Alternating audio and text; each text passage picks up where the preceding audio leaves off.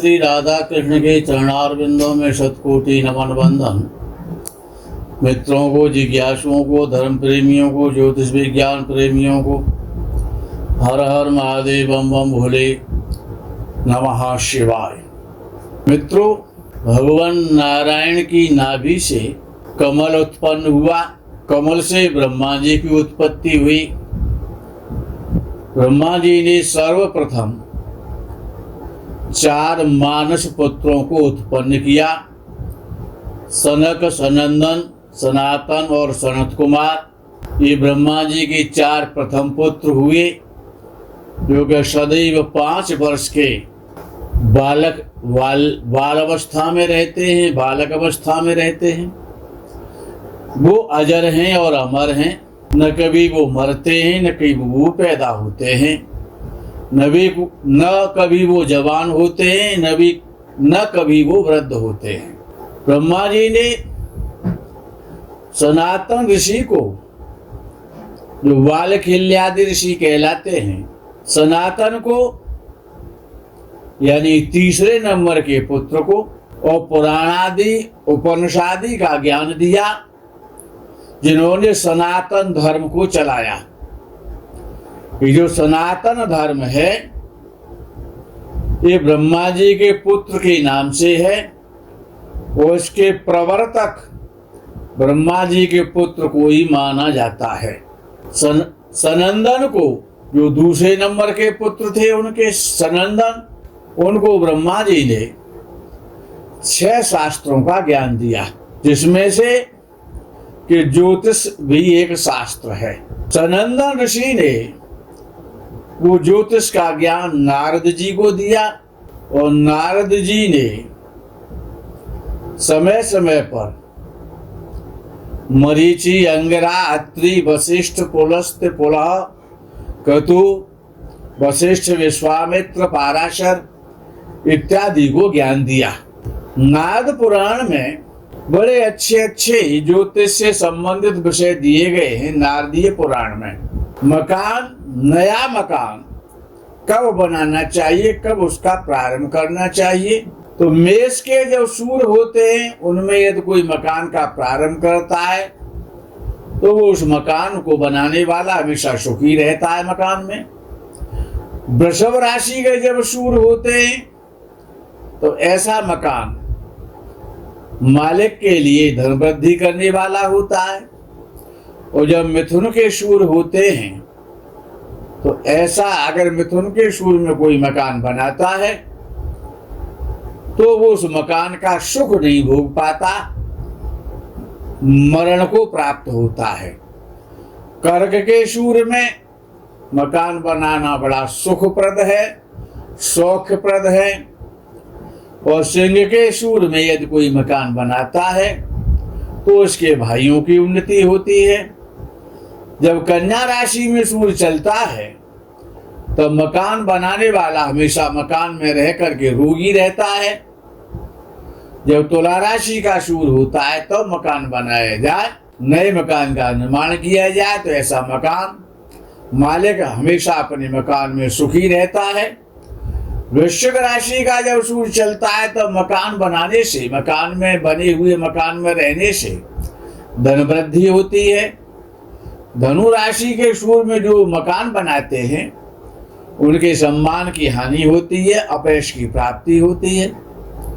मकर का जब सूर्य होता है माघ मास में, जो मकर के सूर्य में जो व्यक्ति मकान बनाता है हमेशा लक्ष्मी का वास रहता है इस प्रकार के मकान में। कुंभ के सूर्य में यदि कोई मकान बनाता है तो उसको भांति भांति के धनों की प्राप्ति होती है, रत्नों की प्राप्ति होती है। और मीन के सूर्य में जो मकान मालिक अपने मकान का निर्माण करता है वो हमेशा भयभीत और पीड़ित और परेशान रहता है। आगे नारदीय पुराण में लिखा गया है, अकारादिषु वर्गेषु दिक्षु प्रागादिषु क्रमात् खगेशौ तु हर्ष्वाख्य सर्पाखो मृगमेशका मृगेशा क्रमतो गेया सर्ववर्गात् पंचमो रिपुः स्ववर्गे परमा प्रीति कथ्यते गणकोत्तमैः। अर्थात ये कहा गया है कि जो व्यक्ति किसी नगर में, किसी शहर में, किसी गांव में जो रहते हैं, उस नगर में जिस प्रकार से कोई व्यक्ति बंबई में रह रहा है, तो बंबई में उसे किस दिशा में रहना चाहिए। ज्योतिष शास्त्र के आधार पर 8 दिशाएं हैं, 4 प्रमुख दिशाएं हैं और 4 उनकी उपदिशाएं हैं। तो ये 8 दिशाओं का ज्योतिष शास्त्र में वर्णन आता है। तो अब कोई व्यक्ति सपोज करो जयपुर में रह रहा है, नागपुर में रह रहा है, चेन्नई में या कोलकाता में रह रहा है, तो रहने वाला का भी कोई नाम तो होगा। अब कोलकाता का नाम तो कोलकाता है, श्रीनगर का नाम श्रीनगर है, दिल्ली का नाम दिल्ली है, जयपुर का नाम जयपुर है। तो स्थान का नाम तो पता है, नगर का नाम पता है, गांव का नाम पता है। अच्छा, जो रहेगा उसका भी तो कोई नाम है, राम है, श्याम है, कृष्ण है, क्या है, राघव है, राजेंद्र है, कुछ नाम तो होगा। तो उस नाम के आधार पर उस नगर में किस दिशा में उसे पूर्व दिशा में रहना चाहिए। उस नगर की पूर्व दिशा भी होगी, पश्चिम दिशा भी होगी, 8 दिशाएं होंगी। तो उस नगर की किस दिशा में व्यक्ति रहे कि वो हमेशा प्रसन्न चित्त रहे, सुखी रहे और हमेशा उसकी धन वृद्धि होती रहे, वो हमेशा भाग्यशाली हो, उसकी संतान भाग्यशाली हो, और ऐसा दिशा और मकान दोनों ही उसके लिए शुभ हो और फलीभूत हो। उसके लिए बड़ा सरल नियम बनाया गया है नारद पुराण में, नारद जी के द्वारा। हमारे यहाँ जो अक्षर हैं उनमें 8 वर्ग होते हैं।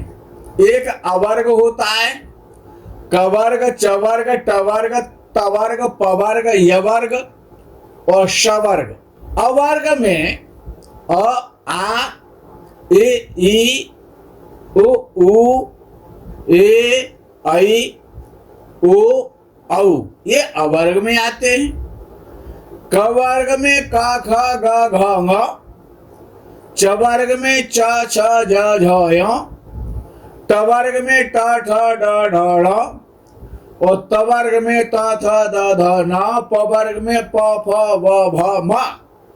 यवर्ग में य, र, ल, व। और शवर्ग में श, खे, श, ह। इतने अक्षर होते हैं। ये वर्ग हैं। अब नियम क्या है कि आप ग्रामादि में, नगरादि में, महानगर में आप निवास कर रहे हैं, तो उस व्यक्ति की नाम की राशि, यहाँ पर जन्म राशि का कोई मतलब नहीं है। जैसे कि नगर की जो राशि है और आपके जो नाम की राशि है, जैसे कि आपका नाम राकेश कुमार है, तो आप य वर्ग में आते हैं, य, र, ल और व। य वर्ग में 4 अक्षर हैं, य, र, ल, व। तो ये, अब जैसे आपका नाम राकेश कुमार है और आपको लखनऊ में रहना है, राकेश कुमार लखनऊ में रहना चाहते हैं, तो लखनऊ भी य वर्ग में आता है और राकेश कुमार भी य वर्ग में आते हैं, य, र, ल और व। तो ल से लखनऊ हुआ, र से राकेश हुआ। तो इन दोनों का जो वर्ग का जो स्वामी है वो मृग है, मृग। तो यदि आप राकेश कुमार, जिनका भी नाम रा पर आता है, या पर आता है, ला पर आता है, वा पर आता है, और वो लखनऊ में रहना चाहते हैं, यानी यह वर्ग में आते हैं और वो लखनऊ में रहने के इच्छुक हैं, तो उनको हमेशा उत्तर दिशा में रहना चाहिए, लखनऊ के उत्तर दिशा में। तो वो जब तक उस लखनऊ में वो रहेंगे, वो उनके लिए दिशा, उस नगर की वो दिशा रहने के लिए, वास करने के लिए सर्वोत्तम दिशा मानी जाएगी। अब विचार करो, किसी को दिल्ली में रहना है, कोई व्यक्ति दिल्ली में रहना चाहता है और उसका दिनेश नाम है या दयाशंकर नाम है या दीनदयाल नाम है, तो दिल्ली और दीनदयाल, दिवाकर, दिनेश, दामोदर, तो ये जो अक्षर हैं, ये किसी का नाम त अक्षर से आता है, थ अक्षर से आता है, द अक्षर से आता है, ध अक्षर से आता है, या न अक्षर से आता है। ये त वर्ग में त, थ, द, ध, न, ये 5 अक्षर त वर्ग में आते हैं और दिल्ली भी त वर्ग में आती है। तो त अक्षर वाले, ध अक्षर वाले, द अक्षर वाले और ध धनुष वाले, ध वाले और न नल वाले यानी कि न अक्षर वाले, इनको दिल्ली के पश्चिम दिशा में रहने से हमेशा श्रेष्ठ लाभ मिलेगा, कोई भी शत्रु पैदा नहीं होगा, इनके आवास में हमेशा उन्नति होती रहेगी, धन की वृद्धि रहेगी। अब मैं आपको ये जो सारणी है वर्ग, वर्गेश और उनकी दशा का ज्ञान ज्ञापक चक्र, इसकी ये जो सारणी है कि आपको किस नगर में आपका क्या नाम है। जिस प्रकार से किसी का नाम पवन कुमार है और पवन कुमार और कानपुर में रहना चाहते हैं, तो कानपुर तो क वर्ग में आता है और पवन कुमार प वर्ग में आता है। तो पवन कुमार के लिए कानपुर में किस दिशा में रहना चाहिए, तो नियम ये है कि अपने वर्ग से, यानी पवन कुमार का प वर्ग है तो अपने वर्ग से 5वां वर्ग जो होता है वो हमेशा शत्रु का वर्ग कहलाता है। अपने वर्ग से 5वें वर्ग के स्थान या दिशा में नहीं रहना चाहिए। तो प वर्ग 6 नंबर पे आता है और कानपुर जो क वर्ग है वो 2 नंबर पे आता है। तो प वर्ग तो 6, 7, 8, 3 ये हो गए और 1 और 2 यानी 5वां वर्ग आता है कानपुर का। प वर्ग से क वर्ग 5वें नंबर पे आता है, यानी प वर्ग, य वर्ग, श वर्ग, अ वर्ग और क वर्ग तो 5वां वर्ग है। यदि पवन कुमार कानपुर में रहेंगे तो ये नगर और उस नगर की पश्चिम दिशा, सॉरी आग्नेय दिशा, अग्नि कोण, पूर्व और दक्षिण का जो कॉर्नर है वो अग्नि कोण कहलाता है। तो वो उनके लिए कानपुर और उसके अग्नि दिशा उनके लिए नॉट सूटेबल है, उनको वहां रहने से हमेशा परेशानियां आएंगी। तो अपने वर्ग से कभी भी 5वें वर्ग के स्थान पर नहीं रहना चाहिए, वहां पर हमेशा व्यक्ति को घाटा रहता है और अंत में जब उसका टोटल करेगा तो वो घाटे में ही आएगा।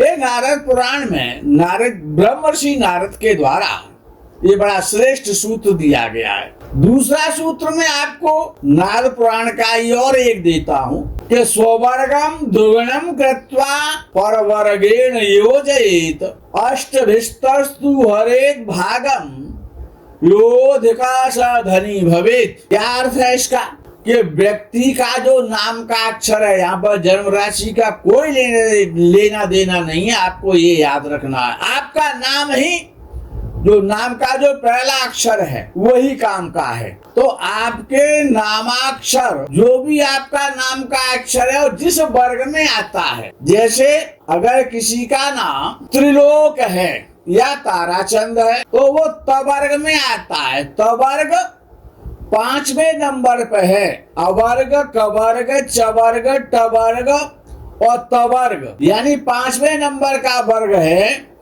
तो ताराचंद की वर्ग संख्या 5 हो गई तवर्ग में आने से ताराचंद, और उस जो अंक आ रहा है 5 का जो वर्गांक आ रहा है, जो क्रमांक आ रहा है, उसको हमने दोगुना कर दिया।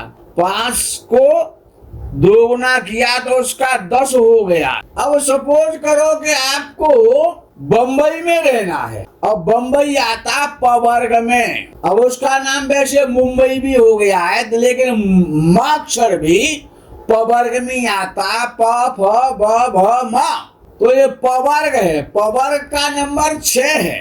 तो तवर्ग को दूना किया, जैसे किसी का नाम ताराचंद था तो उसका वर्ग संख्या जो क्रमांक है वो 5 है, 5 को दोगुना कर दिया तो 10 हो गया।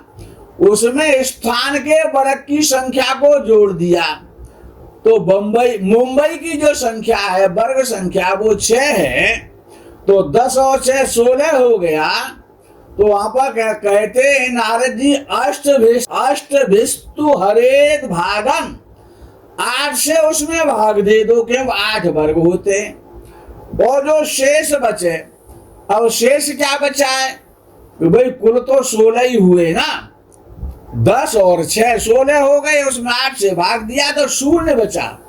अगर जहां पर शून्य बचता है वो संख्या शून्य ना मान करके उसको 8 मान लेना चाहिए। शून्य का मतलब होता है कि 8 है। 8 का मतलब क्या होता है कि वो सवर्ग में है। सवर्ग जो है वो आपके लिए, जैसे कि आपका जो नाम था अब वो 8 संख्या हो गई, यानी कि शून्य बचा तो 8 संख्या हो गई। और जब अब आपको मुंबई में रहना है, ये तो आपने अपने वर्ग का अंक निकाल लिया कि आपका नाम ताराचंद है, आपको मुंबई में रहना है। ताराचंद तवर्ग में आता है तो उसकी वर्ग संख्या 5 है, तो 5 को दोगुना कर दिया 10 कर दिया। मुंबई पवर्ग में आता है तो वर्ग की संख्या 6 है, तो 10 में 6 को स्थान के वर्ग संख्या को जोड़ दिया तो 16 हो गया। 8 से भाग दे दिया तो शून्य बचा। शून्य को हमने बताया कि हमेशा 8 माना जाता है, तो वहां पर 8 हो गया। और जैसे अब ये तो आपने अपने नाम से निकाल लिया मुंबई में रहने के लिए। अब आपको मुंबई को देखना है कि मुंबई का जो वर्ग है वो बनता है 6 बनता है, प फ ब भ म। मुंबई का वर्ग संख्या 6 है, 6वें नंबर पे आता है पवर्ग। तो 6 को दोगुना कर दिया तो 12 हो गए। 12 में अपने वर्ग के नाम को जोड़ दिया। आपका जो है वो वर्ग था तवर्ग, तो तवर्ग 5वें नंबर पे आता है, त द द न। तो 12 और 5 17 हो गए। 17 में 8 का भाग दिया तो 1 शेष बचा। जब 1 शेष बता तो मुंबई की जो शेष फल है वो 1 है और आपका जो शेष फल है वो 8 है। तो नियम ये है कि जहां पर आपको रहना है, आपको मुंबई में रहना, मुंबई आप में नहीं रहती है, आपको मुंबई में रहना है तो उसकी वर्ग संख्या 1 है, यानी बहुत कम है। और आपकी वर्ग संख्या बहुत ज्यादा है, आप 8 हैं, आपके पास बचे हुए 8 हैं, मुंबई के पास बचा हुआ शेष फल 1 है। तो यदि आप मुंबई में रहते हैं, तारा सिंह या ताराचंद या त्रिलोकचंद, यदि वो मुंबई में रहना चाहते तो उनके लिए मुंबई बहुत बहुत ज्यादा सूटेबल है। वो हमेशा वहां पर धनी बनेंगे, मुंबई से वो कमाएंगे, मुंबई में गमा नहीं सकते, मुंबई में वो बहुत बड़े आदमी बन जाएंगे। यदि स्थान की संख्या वर्ग संख्या शेषफल जब ज्यादा रह जाता है और नाम जो व्यक्ति जिसको वहां रहना उसका शेषफल कम रह जाता है तो वो व्यक्ति हमेशा घाटे में रहता है उस स्थान और नगर में रहने पर, या किसी से साझेदारी करने पर, किसी से पार्टनरशिप करने पर, किसी कंपनी में काम करने पर, क्यों नाम तो सबको होता है। इसी प्रकार से आपकी यदि शेष संख्या बची हुई ज्यादा है और उस स्थान की या उस साझेदार की नाम संख्या जिसके, या किसी कंपनी की नाम संख्या या आपकी कंपनी की नाम संख्या वो ज्यादा हो रही है और आपकी कम हो रही है तो आप घाटे में रहेंगे। शेषफल आपका ज्यादा बच रहा है और स्थान का या कंपनी का जो आपने कंपनी बनाई है, फैक्ट्री का नाम रखा है उसका, या आपके पार्टनरशिप का जो पार्टनर उसके नाम से, यदि आपकी शेषफल संख्या ज्यादा है तो आप हमेशा सफल होंगे। सामने वाला घाटे में रहेगा, आप वहां से कमाएंगे। यदि उसकी संख्या ज्यादा है तो आप हमेशा घाटे में रहेंगे, ऐसा मानना चाहिए। बड़ा श्रेष्ठ और सुंदर सूत्र है, इसको आप सीख लें और समझ लें। मित्रों, आज के प्रकरण में यही विराम, आगे के प्रकरण का आप इंतजार करें। तब तक के लिए हर हर महादेव, बम बम भोले, नमः शिवाय, जय गौ माता।